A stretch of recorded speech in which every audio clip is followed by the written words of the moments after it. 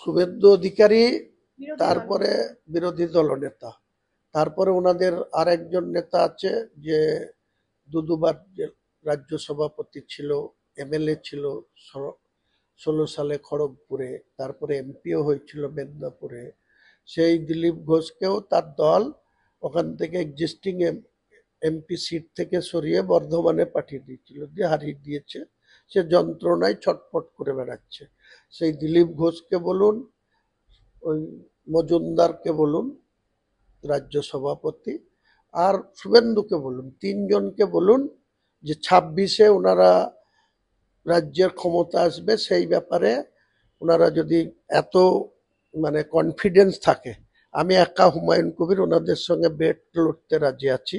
ওনারা কোনো এগ্রিমেন্ট করুক যে ওনারা যদি রাজ্য দখল করে তাহলে আমাদের স্থাবর অস্থাবর সম্পত্তি যা আছে সব ওনাদের দলের যে নামে নেবে আমি দিয়ে দেব।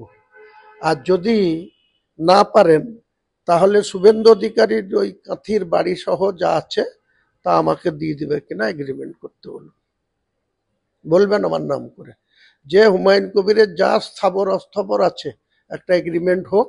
আপনারা যেদিন ক্ষমতায় আসবেন সেদিন আমি শুভেন্দু অধিকারীর নামে সমস্ত আমার সম্পত্তি, আমার যা গাড়ি বাড়ি, আমার যা সম্পদ আছে আমি সবটাই লিখে দেবো এবং স্বেচ্ছায় সেদিনকে ডিড করে আমি পজিশন থেকে সরে যাব, ওনাদের দিয়ে দেবো। আর যদি ওনারা না আসতে পারেন তাহলে ওনার ওই কাঁথির যে ভবনে থাকেন শিশির অধিকারী যা থাকবে থাকবে, ওনার দিকে যা থাকবে সেটা আমার সাথে এগ্রিমেন্ট করে দেবেন যে ওনারা না আসতে পারলে উনি স্বেচ্ছায় আমাকে ছেড়ে দেবেন। বাজি লড়তে রাজি আছেন।